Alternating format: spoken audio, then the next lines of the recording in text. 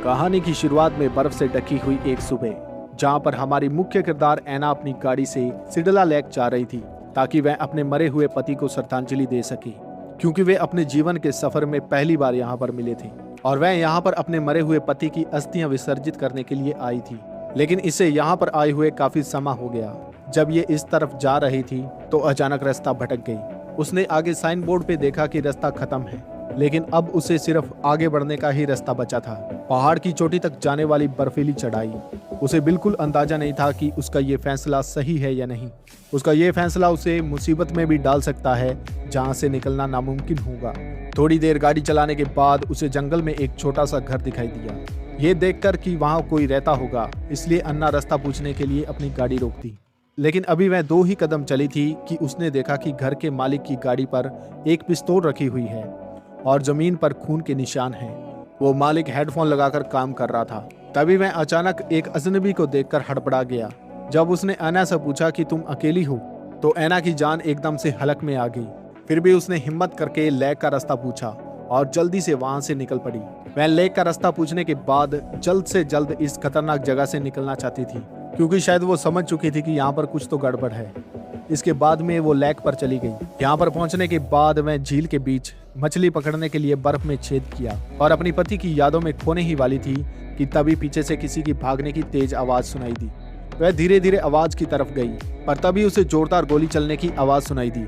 इस अचानक आई मुसीबत से डरकर ऐना अपनी गाड़ी के पीछे छुप गई और धीरे धीरे सर उठाकर ऊपर की तरफ देखा। फिर उसने देखा कि घर का वही मालिक एक लड़की को जबरदस्ती लेकर जा रहा था। अन्ना ने तुरंत पुलिस को फोन करने की कोशिश की, लेकिन शहर से 30 किलोमीटर दूर इस सुनसान इलाके में फोन का सिग्नल नहीं था। अपने काम से काम रखने वाली और अपने नियमों पर चलने वाली ऐना जल्द से जल्द अपना सामान गाड़ी में डालकर वहां से उल्टी दिशा में भागने लगी। अगर वह यहाँ पर थोड़ी देर और रुकती तो शायद उस बूढ़े के हत्थे चढ़ जाती और शायद वह घर कभी वापस न जा पाती। मगर कहते हैं कि मुसीबत कभी अकेले नहीं आती। जितनी वह जल्दी कर रही थी उतनी ही हड़बड़ होती गई। एक खड़ी चढ़ाई पर उसकी गाड़ी बर्फ में फिसलने लगी और फिसलते फिसलते बुरी तरह से इसमें फंस गई। वह जितने ज्यादा एक्सीलेटर दबा रही थी, पीछे पहिया उतना ही जल्दी धंस रहा था। अब गाड़ी आगे नहीं बढ़ रही थी। उसे लगा कि अब मैं इस मसले से पीछे नहीं हट सकती। उसने अपने पति की फोटो देखी और सोचा कि शायद ये उसी का इशारा होगा। बस फिर क्या था, वह चुपके से उस बूढ़े घर की तरफ निकल पड़ी, उस मासूम लड़की को बचाने के लिए। वहां वह बूढ़ा आदमी किसी से गुस्से में बात कर रहा था और वहां से अपनी गाड़ी लेकर निकल गया। इसी दौरान अन्ना को मौका मिल गया। वह दौड़कर उस लड़की के घर के पास पहुंची जहां लड़की कैद थी।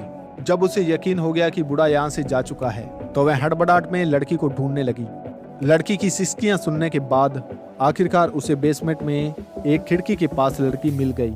उस लड़की की हालत देखकर अन्ना बिना सोचे एक खिड़की तोड़कर उसे निकालने की कोशिश करने लगी, लेकिन तभी उसे यहाँ पर गाड़ी आने की आवाज सुनाई दी।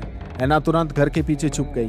उसने देखा कि गाड़ी में एक औरत उतरी है और उसने अपनी पिछली सीट से एक राइफल निकाली है।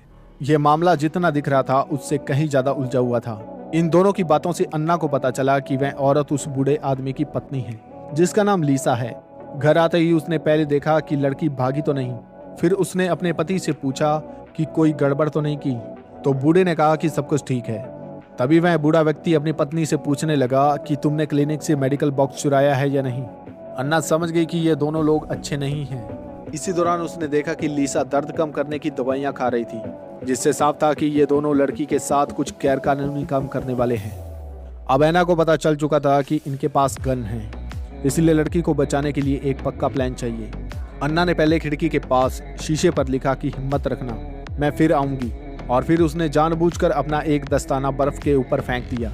इसके बाद वह भागकर अपनी फंसी हुई गाड़ी के पास चली गई और पीछे का हिस्सा खोलकर उसने गाड़ी से कुछ सामान निकाला और एक नकली कैंप तैयार किया, क्योंकि वो एक ट्रैप बनाना चाहती थी और ये उसके प्लान का सबसे अहम हिस्सा था। लीसा वाकई बहुत बीमार थी, क्योंकि चलते चलते उसके नाक से खून बह रहा था। तभी उसकी नजर अन्ना के छोड़े हुए लाल दस्ताने पर पड़ी। लड़की तो अंदर थी, लेकिन खिड़की पर लिखा संदेश और बर्फ पर पैरों के निशान देखकर लीसा समझ गई कि उनका राज खुल चुका है, कि उन्होंने एक लड़की को यहाँ पर कैद कर रखा है। उसने तुरंत अपने पति पर चिल्लाना शुरू कर दिया। बूढ़े ने सफाई दी कि एक बुजुर्ग औरत आई थी और उसने सिर्फ रास्ता पूछा था, और रास्ता पूछने के बाद वो यहाँ से चली गई। लेकिन उसकी लीसा के सामने एक ना चली, क्योंकि वहाँ पर उसने दस्ताने और पैरों के निशान देख लिए थे। जब उन्हें पता चला कि एना सिडला लेक गई है तो उस जालिम लीसा ने अपने पति की एक ना सुनी और स्नाइपर गन लेकर उसे ढूंढने निकल पड़ी। उसे डर था कि अन्ना ने किसी को बता दिया तो उसका खेल खत्म हो जाएगा। तभी उन्होंने दूर धुआं उड़ता हुआ देखा। उनको लगा कि एना वहीं पर होगी, लेकिन उन्हें नहीं पता था कि एना ने उनको फंसाने के लिए एक ट्रैप बनाया है। जब वो यहाँ पर पहुंचे और कैंप के नजदीक जाने लगे तो देखते देखते वह बूढ़ा आदमी बर्फीली झील के ठंडे पानी में गिर गया। अगर 10 मिनट के अंदर उसे नहीं निकाला गया तो वह शायद ठंड से मर जाएगा। जब वह दोनों पानी के अंदर जद्दोजहद कर रहे थे तो अन्ना को मौका मिल गया जिसका वह इंतजार कर रही थी। वह तुरंत यहाँ से भागी और उसी घर में वापस चली गई और बेसमेंट का दरवाजा तोड़ा और उस लड़की के पास गई। उसने लड़की के मुंह से टेप निकाली। उसे पता चला कि उसका हाथ जंजीरों से बंधा हुआ है। ये यहाँ पर कुछ औजार ढूंढने लगी ताकि उस हथकड़ी को तोड़ सके, पर इससे पहले उसने घर के सारे नल खोल दिए और घर के अंदर पानी ही पानी कर दिया और जितनी भी आग जलाने की वस्तु थी उन सभी को नष्ट कर दिया। यहाँ तक कि उसने कपड़े और पर्दे भी गीले कर दिए ताकि अगर वो वापस आए तो खुद को गर्म ना कर सके और उन्हें सिर्फ हॉस्पिटल पहुंचने के सिवा और कोई रास्ता ना दिखे। इससे एना को लड़की को बचाने के लिए समय मिल जाएगा। पर यहाँ पर एना ने जैसा सोचा था वैसा नहीं हुआ। जब वह लड़की को बचाने के लिए नीचे जाने वाली थी तभी लीसा यहाँ पर वापस आ गई। उसने काफी गोलियां चलाई और एक गोली एना के हाथ में लगी और उसका लक अच्छा था कि वह गोली उसे छूकर निकल गई। एना मौका देखकर जंगल की तरफ दौड़ने लगी जहाँ वह पेड़ों के पीछे बचते हुए यहाँ से निकल गई। लीसा काफी गुस्से में थी कि वह बुढ़िया बच गई, पर उसे नहीं पता था कि घर के अंदर पानी 20 मिनट से बह रहा है। जब वह घर पर पहुंची तो सब कुछ भीग चुका था। अब उन्हें अपना प्लान बदलना पड़ा। उसने अपने पति को झील के किनारे टेंट लगाने के लिए भेज दिया और खुद लड़की को लेकर एक डॉक्टर को ढूंढने का फैसला किया। और इस दौरान एना झील के पास वापस पहुंच गई जहां पर उसे उस बूढ़े आदमी की बंदूक मिली जो बूढ़ा पानी में गिरा था। फिर उसने दूरबीन से उस पर नजर रखी। इसके बाद वह फिर से उसी घर में वापस गई और उसने हिम्मत दिखाई। अपने पति के पुराने मछली पकड़ने वाले हुक को निकाला और अपने घाव को स्टिच किया। इस दौरान उसे काफी दर्द हो रहा था पर उसने हार नहीं मानी। इसके बाद वह गाड़ी का शीशा तोड़कर रेडियो से मदद मंगाने की कोशिश करने लगी। तभी वहां पर वह बूढ़ा व्यक्ति वापस आ गया और उसने एना पर हमला कर दिया। लेकिन इसी दौरान एना ने उसके ऊपर गन तान ली।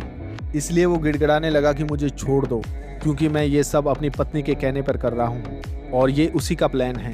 मैं ऐसा नहीं करना चाहता पर मैं मजबूर हूँ। उसने बताया कि ठंड में भीगने के बावजूद भी मुझे उसने कैंप लगाने के लिए भेज दिया। उसे काफी ठंड लग रही थी और शायद वो ठंड से मरने वाला था। तो एना को उसकी हालत देखकर उस पर रहम आ गया और उसने उसे जाने दिया। लेकिन थोड़ी दूर जाने पर उसकी पत्नी लीसा उसे रास्ते में मिल गई। लीसा बहुत ही बेरहम थी। जब उसने देखा कि उसका पति हार मान चुका है तो उसने बहुत ही खौफनाक फैसला लिया। उसने अपने ही पति को मार दिया।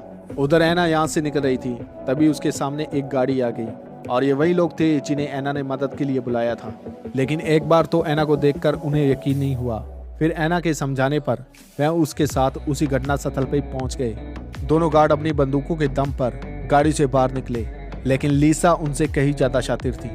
जब उन्होंने गाड़ी खोली तो वहां पर एक लाश पड़ी थी और उसे देखकर वो काफी घबरा गए।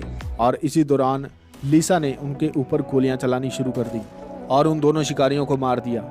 तभी एना ने भी उसके ऊपर गोलियां चलाई, लेकिन जल्द ही एना की गोलियां खत्म हो गई और यहाँ काफी मुठभेड़ के बाद लीसा ने एना को पकड़ लिया।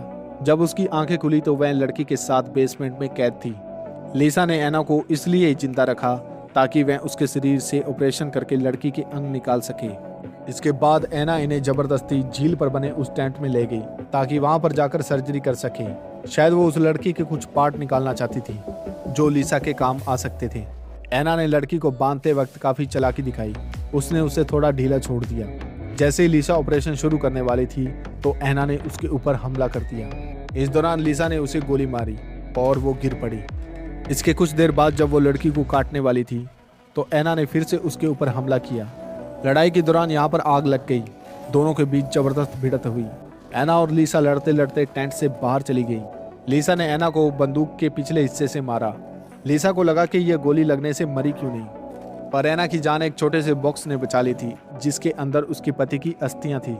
इसी दौरान एना अपने उन हसीन पलों को याद करने लगी जो उसने अपने पति के साथ बिताए थे और ये पल उसकी जिंदगी के सबसे खूबसूरत पल थे। लीसा एना को घसीटकर बर्फ के खड्डे के पास लेकर जा रही थी ताकि वह उसे बर्फ के गड्ढे में डालकर मार दे। इस दौरान लीसा उस बॉक्स को नहीं छोड़ रही थी। तभी हम देखते हैं कि वो लड़की कैसे न कैसे अपनी जान बचाते हुए आग से बाहर निकली। उसने ऐना की तरफ देखा और ऐना ने भी उस लड़की की तरफ देखा और यहाँ पर ऐना ने कुछ ऐसा फैसला लिया जो लड़की की जिंदगी बचा सकता था।